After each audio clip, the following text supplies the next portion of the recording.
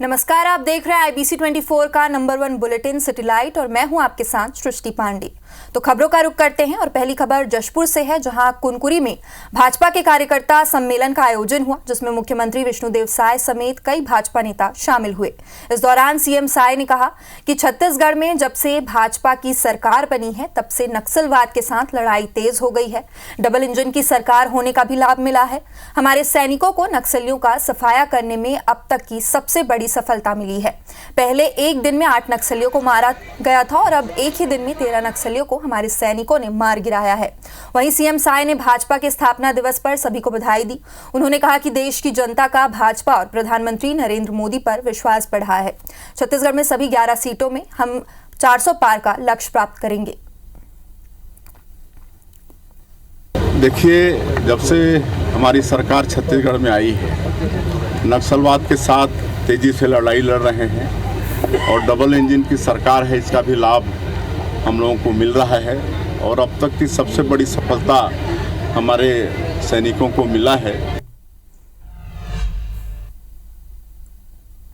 जांजगीर में भाजपा का विधानसभा स्तरीय कार्यकर्ता सम्मेलन हुआ। सम्मेलन में धरसीवा विधायक अनुज शर्मा, आरंग विधायक खुशवंत साहिब, सांसद गुहाराम अजगल्ले, भाजपा प्रत्याशी कमलेश जांगड़े मौजूद थे। इस दौरान विधायकों ने देश में मोदी सरकार बनने और छत्तीसगढ़ की 11 सीटें जीतने का दावा किया। वहीं विधायक अनुज शर्मा और खुशवंत साहिब ने कांग्रेस प्रत्याशी डॉक्टर शिव डहरिया पर जमकर निशाना साधा।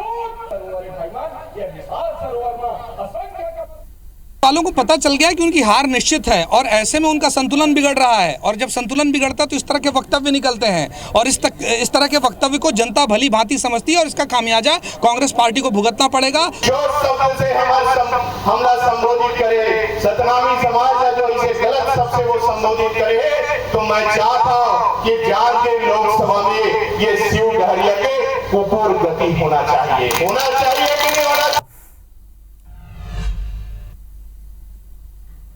मध्य प्रदेश के सीएम डॉक्टर मोहन यादव और छत्तीसगढ़ के सीएम विष्णुदेव साय ने कवर्धा में बीजेपी प्रत्याशी संतोष पांडे के पक्ष में जनसभा को संबोधित किया।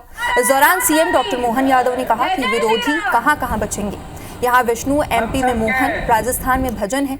उन्होंने कहा पूर्व कांग्रेस सरकार चावल, गोबर, कोयला और रेत तक खा गई। वहीं सीएम विष्णुदेव ने कहा कि मोहम्मद अकबर के कार्यकाल में हिंदू सनातनी को यहाँ दौड़ कर मारा गया। क्या इसलिए मोहम्मद अकबर को चुना था? अब समय आ गया है ऐसे लोगों को मजा चखाना है। कार्यक्रम में डिप्टी सीएम विजय शर्मा, अरुण साव, भाजपा प्रत्याशी संतोष पांडे, पूर्व सांसद अभिषेक सिंह, विधायक भावना बोरा और ईश्वर साहू भी मौजूद रहे। अभिषेक सिंह जी पूर्व मुख्यमंत्री के पद पर पहुंचते, परिवारवादी पार्टी बने काम न नहीं। मोहम्मद अकबर छत्तीसगढ़ के सबसे ज्यादा वोट से जीते रहीस, लेकिन वो का करीस ओकर सह में यहाँ सनातनी मला दौड़ा के मारे गए। इतने बड़े जनादेश के साथ में ये कांग्रेस ला और ये मोहम्मद अकबर ला यहाँ के जनता चुने रहीस। आज एक मजा चखाना है। अब आप बोलते हैं ना क्या क्या खा गए?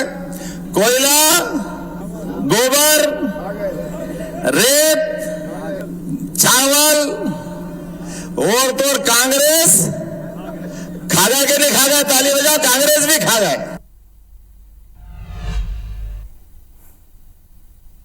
भाजपा के प्रदेश संगठन प्रभारी नितिन नबीन कोरबा प्रवास पर पहुंचे। हेलीपैड पर उन्होंने मीडिया से चर्चा करते हुए कांग्रेस के न्याय पत्र पर जमकर हमला बोला। नितिन नबीन ने तंज कसते हुए कहा कि कांग्रेस ने अपने नेताओं और कार्यकर्ताओं के साथ न्याय नहीं किया। छत्तीसगढ़ में 36 वादे करके 5 साल तक सरकार ने केवल छलने का काम किया है। अब उनके न्याय पर जनता को विश्वास नहीं है। कांग्रेस ने अपने नेताओं के साथ तो न्याय किया नहीं, कार्यकर्ताओं के साथ तो न्याय किया नहीं। छत्तीसगढ़ से 36 वादे करके 5 साल तक सरकार ने केवल छलने का काम किया। अब उनके न्याय पर जनता को विश्वास नहीं है। मध्य प्रदेश कांग्रेस अध्यक्ष जीतू पटवारी ने शनिवार को बीजेपी पर जमकर हमला बोला।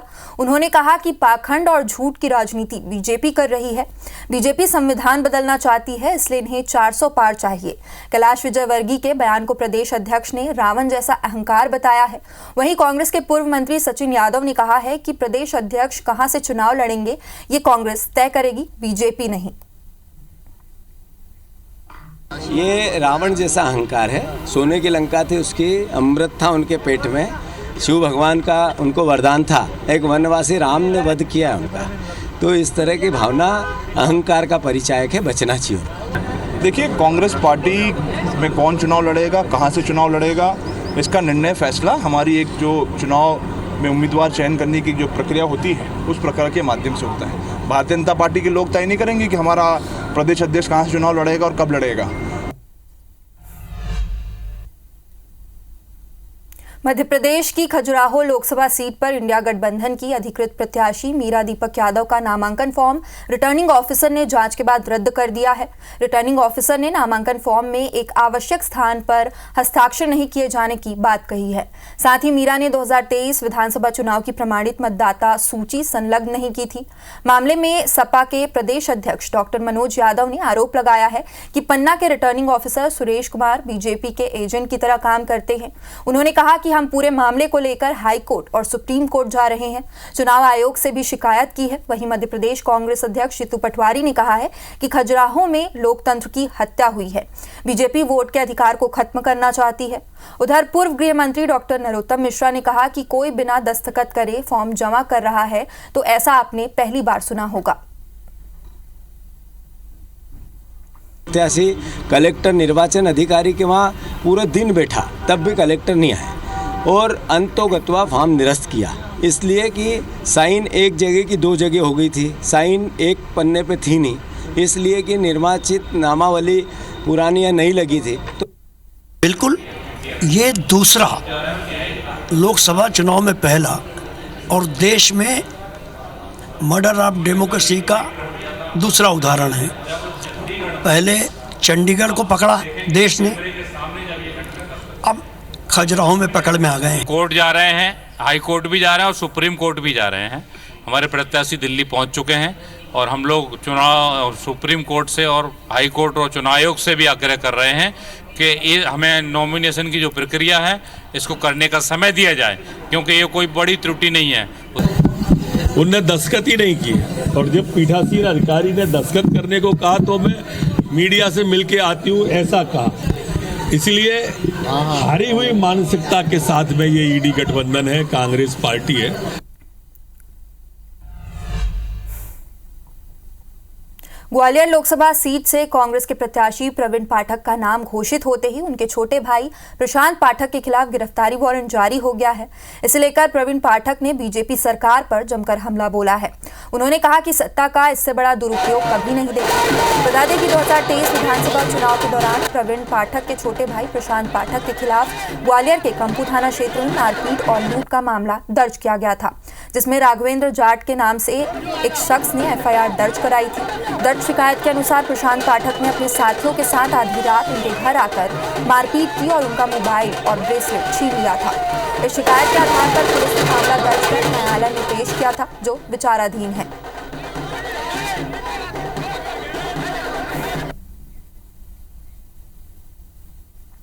मेरा छोटा भाई जिसने अपने पूरे जीवन में ना थाना देखा, ना कचहरी देखी, ना कोर्ट देखा, जिसका स्वयं का व्यवसाय दिल्ली में है, एक बड़ी कंपनी IT की वो चलाता है, उस पर इन सत्ताधीशों ने ब्रासलेट की डकैती का, मोबाइल की डकैती का और अपहरण का केस दर्ज किया है। रक्षा मंत्री राजनाथ सिंह सीधी पहुंचे। यहां उन्होंने सीधी लोकसभा सीट से बीजेपी प्रत्याशी राजेश मिश्रा के पक्ष में चुनावी सभा को संबोधित किया। साथ ही उन्होंने पार्टी संगठन के नेताओं के साथ अहम बैठक की और उन्हें जरूरी दिशा निर्देश दिए। मीटिंग के बाद उन्होंने कार्यकर्ताओं को भी संबोधित किया। चुनावी सभा को संबोधित करते हुए उन्होंने फिल्म का जिक्र करते हुए कांग्रेस और राहुल गांधी पर जमकर निशाना साधा। मैंने एक फिल्म देखी थी बचपन में, मैंने प्यार किया, और उस फिल्म में सलमान थे और नायिका कौन थी वो तो मैंने नहीं देखा था। एक गाना था, तू चल मैं आई। ऐसा ही रिश्ता करप्शन का और कांग्रेस का है।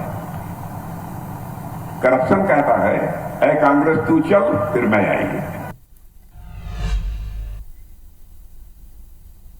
खंडवा लोकसभा सीट से कांग्रेस प्रत्याशी नरेंद्र पटेल बुरहानपुर पहुंचे। उन्होंने कांग्रेस के नेता और कार्यकर्ताओं से मुलाकात की। IBC 24 से खास बातचीत में उन्होंने कहा कि क्षेत्र के विकास के साथ ही किसानों का कर्जा माफ कराना और बेरोजगारी दूर करना उनकी पहली प्राथमिकता है।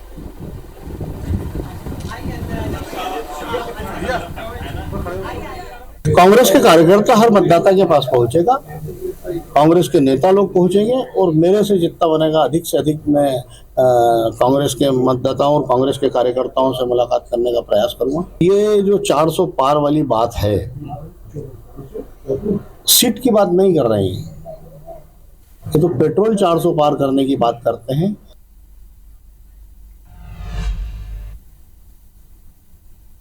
राहुल गांधी 13 अप्रैल को बस्तर आएंगे और कांग्रेस प्रत्याशी के पक्ष में चुनाव सभा करेंगे।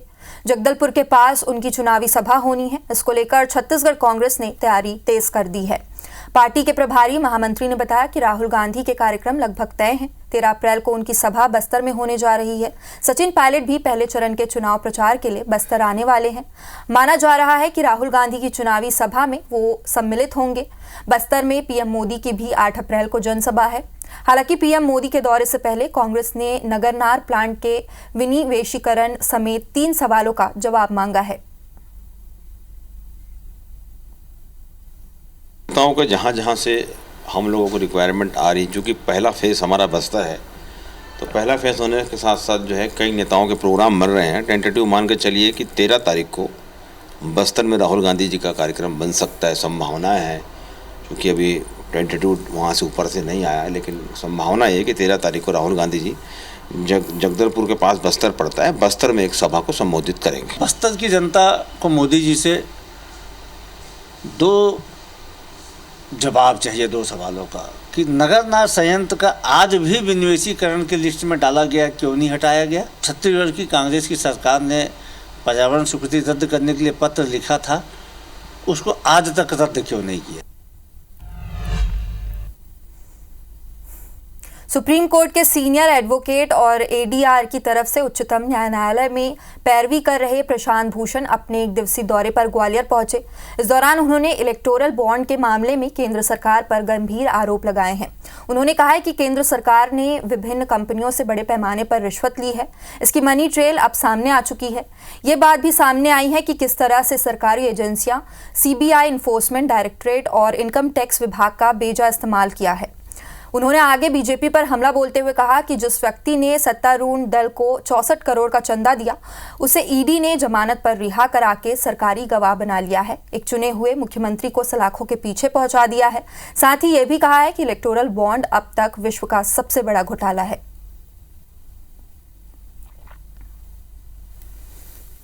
कि इलेक्टोरल बॉन्ड देश का ही नहीं, निर्मला सीतारमण जी के पति ने बोला कि विश्व का इतिहास में सबसे बड़ा घोटाला है। जो जेल में डालने की धमकी देकर और उसके बाद भाजपा ज्वाइन कराकर या ऑपोजिशन की सरकार गिरवा कर फिर उनको माफ़ कर देती है, वही सरकार इसको ED, IT वगैरह को वसूली के लिए इस्तेमाल कर रही थी। देश के प्रधानमंत्री और भारतीय जनता पार्टी के सबसे बड़े चेहरे नरेंद्र मोदी महाकौशल अंचल के मुख्यालय जबलपुर में MP में चुनाव प्रचार का आगाज करने जा रहे हैं। पीएम मोदी रविवार 7 अप्रैल को जबलपुर में एक रोड शो करेंगे, जो कल MP में उनका इकलौता कार्यक्रम होगा। शेड्यूल के मुताबिक पीएम मोदी रविवार की शाम करीब 6 बजे जबलपुर के डुमना एयरपोर्ट पहुंचेंगे। जबलपुर की सड़कों में कई मोदी दिखेंगे। दरअसल भाजपा कार्यकर्ताओं ने पीएम मोदी के मुखौटे पहनकर रैली निकाली। जबलपुर के उत्तर विधानसभा क्षेत्र के मालवीय चौक से बड़ा फहरा तक मोदी के मुखौटे पहनकर पीले चावल बांटने निकले कार्यकर्ताओं का जोश देखने लायक था। जायजा लिया हमारे सहयोगी विजेंद्र पांडे ने। देश के प्रधानमंत्री नरेंद्र मोदी महाकौशल के मुख्यालय जबलपुर से एक विशाल रोड शो निकालने जा रहे हैं, लेकिन एक मोदी नहीं, कई मोदी जबलपुर शहर की सड़कों पर नजर आएंगे और आप देखेंगे कि इस तरह से पीएम मोदी भारतीय जनता पार्टी के सबसे बड़े चेहरे उनका मुखौटा लेकर भारतीय जनता पार्टी की टीम सड़क पर उतरी हुई और आदि में जबलपुर की सड़कें हो गई हैं और पीले चावल जगह जगह बांटे जा रहे हैं। तो अभिलाष जी, जरा आपका चेहरा भी दिखाइए दर्शकों को। हम देख रहे हैं कि मोदी जी के मुखौटे के पीछे आप हैं और ये मोदी जी का चेहरा क्या कमाल दिखाने जा रहा है इस बार चुनाव में। देखिए, मोदी जी का चेहरा है तो हम सब हैं। मोदी जी हमारे एक ऐसे नेता हैं जो वैश्विक नेता हैं, भारत का मान जिन्होंने विश्व के पटल पर बढ़ाने का काम किया है। और आज आप देख रहे होंगे कि हम लोग पीले चावल लेकर, आमंत्रण लेकर जगह जगह व्यापारियों को, यहाँ मालवीय चौक से लेकर छोटे फुहारा तक हम जाने वाले हैं, सभी को आमंत्रित कर रहे हैं। कल हमारे लिए गौरव का क्षण है जब देश के ऐसे महानायक, भारत माता के सपूत आदरणीय नरेंद्र मोदी जी जबलपुर संस्कारधानी पधार रहे हैं। आज उत्तर मध्य विधानसभा उत्साह से भरी हुई है, बड़ी संख्या में लोग वहां पहुंचने वाले हैं अपने नेता का स्वागत करने के लिए। कांग्रेस की नीति, नियत, नारा और कांग्रेस के नेता, ये सारे जनता ने नकार दिए हैं। हमारे पास नीति है, नियत है, हमारे पास नेता है और जनता की योजना बनाने के लिए हमारे पास विस्तृत रूप से योजनाएं बनाने का काम भारतीय जनता पार्टी ने किया है, नरेंद्र मोदी जी ने किया है। पीएम मोदी के साथ है, ये दावा है भारतीय जनता पार्टी के विधायक अभिलाष पांडे का, और कह रहे हैं कि एक नहीं कई मोदी इस तरह से जबलपुर की सड़क पर उतरकर मिशन 29 की अपील जो है यहाँ पर करने जा रहे हैं और दावा कर रहे हैं कि कांग्रेस के भले कितने दौरे होते रहें उसका फर्क नहीं पड़ेगा। महाकौशल के मुख्यालय जबलपुर से जो आगाज़ पीएम मोदी रोड शो की बात करेंगे, वो दावा कर रहे हैं कि इसका ऐतिहासिक असर चुनाव परिणाम में देखने मिलेगा। हालांकि ये भाजपा का दावा है, विधायक का दावा है, इसका अंजाम तो चुनाव में ही देखना होगा। कैमरामैन सतीश सराठे के साथ विजेंद्र पांडे, IBC 24 जबलपुर। और रायगढ़ से एक बड़ी खबर है, जहां रायगढ़ जिले के लैलूंगा में झुंड से भटककर एक हाथी शहर की ओर घुस आया है। हाथी तकरीबन आधे घंटे तक शहर के मुख्य मार्ग में भटकता रहा। इस दौरान शहर में दहशत का माहौल रहा है। आसपास के लोगों ने शोर शराबा कर किसी तरह हाथी को शहर से बाहर खदेड़ा, जिसके बाद हाथी रायगढ़ रोड में रूरकेला के जंगल की ओर निकल गया है। घटना के बाद वन अमले ने भी अलर्ट जारी किया है। आपको बता दें कि लैलूंगा परिक्षेत्र से तकरीबन आधा दर्जन हाथियों का दल विचरण कर रहा है। इसी में से एक दंतैल हाथी सूंड से भटककर शहर की ओर आ गया है। ये पहली घटना है जब हाथी शहर में देखा गया है। इस पर ज्यादा जानकारी के लिए हमारे साथ हमारे संवाददाता अविनाश जुड़ रहे हैं। अविनाश, क्या कुछ पूरी खबर है, बताइए। जी देखिए, आपको बताना चाहूंगा कि तकरीबन 10 बजे के आसपास की ये घटना है। लैलूंगा क्षेत्र में लगभग 7 से 8 हाथियों का दल विचरण कर रहा था और इसी में से एक दंतैल हाथी है, वो झुंड से भटककर अचानक शहर के भीतर घुस आया। मुख्य सड़क में लैलूंगा के तकरीबन आधे घंटे तक ये हाथी विचरण करता रहा, जिसकी वजह से शहर में काफी दहशत का माहौल रहा। आसपास के लोगों ने वन अमले को सूचना दी और उसके बाद फिर शोर शराबा करने के बाद किसी तरह अभी हाथी को शहर से बाहर खदेड़ा गया है। फिलहाल जो है पाकर गाँव की ओर हाथी को जाते देखा गया है और उसके बाद वन विभाग की टीम और एलिफेंट ट्रैकर की जो टीम है वो लगी हुई है और लगातार हाथी की मूवमेंट पर नजर रखी हुई है। आसपास के लगभग दर्जन भर गांवों में अलर्ट जारी किया गया है। जी, क्या किसी को कोई नुकसान पहुंचा है, कोई जनहानि हुई है? देखिए, सबसे बड़ी राहत की खबर यही है क्योंकि रात को 10 बजे के आसपास का समय था और इस वजह से सड़कें सूनी थी, दुकान जो थे वो बंद हो गए थे, इस वजह से कोई नुकसान नहीं हुई है। एक स्कूल की बाउंड्री वॉल को हाथी ने तोड़ा है और उसके बाद फिर वो जंगल की ओर रवाना हुआ है, तो कोई हताहत नहीं हुआ है, ये राहत वाली खबर है। लेकिन चूंकि जिस इलाके में हाथी गया हुआ है वो काफी रिहायशी इलाका है, पाकर गाँव के आसपास का, तो उस पूरे इलाके में लगभग दर्जन भर गाँव में पुलिस ने, वन विभाग ने अलर्ट जारी किया है। जी, बहुत बहुत शुक्रिया इस पूरी जानकारी के लिए।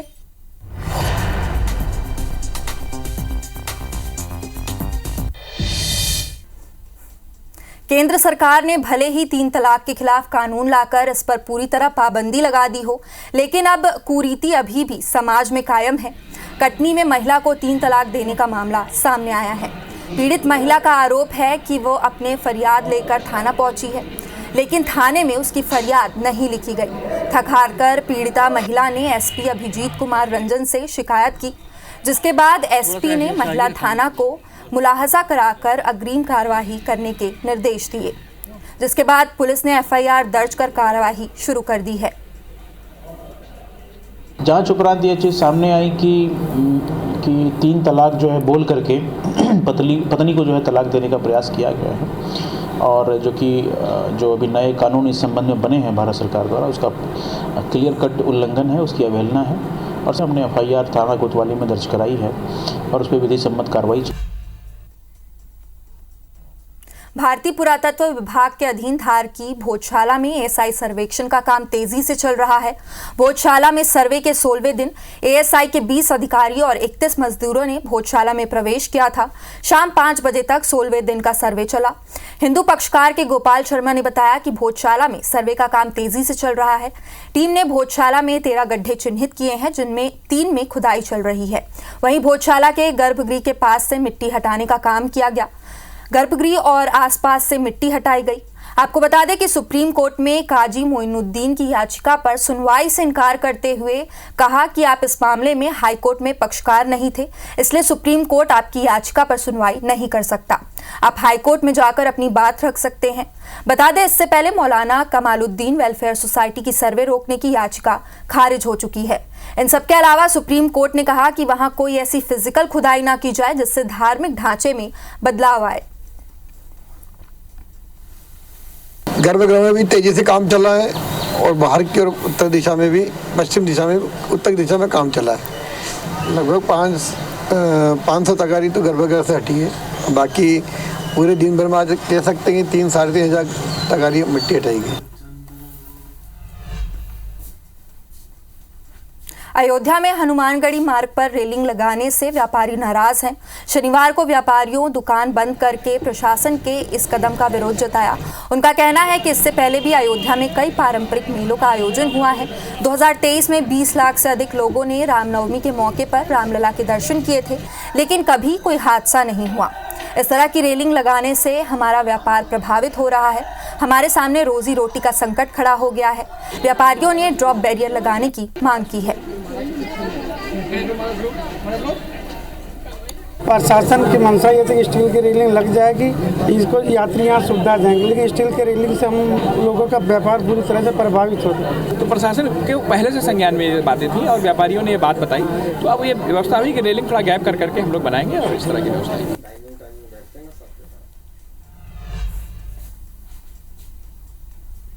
लोकसभा चुनाव के लिए कांग्रेस ने उम्मीदवारों की एक और लिस्ट जारी की है, जिसमें कांग्रेस ने मुरैना लोकसभा सीट से सत्यपाल सिकरवार उर्फ नीटू को अपना उम्मीदवार बनाया है। इधर टिकट न मिलने पर पूर्व मंत्री रामनिवास रावत ने पार्टी पर नाराजगी जताई है। उन्होंने PCC चीफ जितू पटवारी से चंबल की जिम्मेदारियों से मुक्त करने को कहा है। उन्होंने कहा है कि कांग्रेस नेता ऊपर से निर्णय लेते हैं, कार्यकर्ताओं से पूछते भी नहीं हैं और उनका उपयोग करते हैं। उन्होंने कहा, जिस दिन कांग्रेस कार्यकर्ताओं से पूछकर टिकट देने लग जाएगी, उस दिन पार्टी में जान आ जाएगी और बीजेपी से लड़ने लायक बन जाएगी। चंबल की जिम्मेवारियों को वापस लेकर मैं कहीं दूसरी जगह जाने के लिए मैंने पटवारी से कहा है, मुझे कहीं और लगा दो। यहाँ तो जीतने वाले प्रत्याशी हैं ही, यहाँ कार्यकर्ताओं की जरूरत नहीं है, दूसरी जगह कार्यकर्ताओं की आवश्यकता है। तो फिलहाल इस बुलेटिन में इतना ही, लेकिन तमाम बड़ी खबरों से जुड़े रहने के लिए देखते रहिए IBC 24। नमस्कार।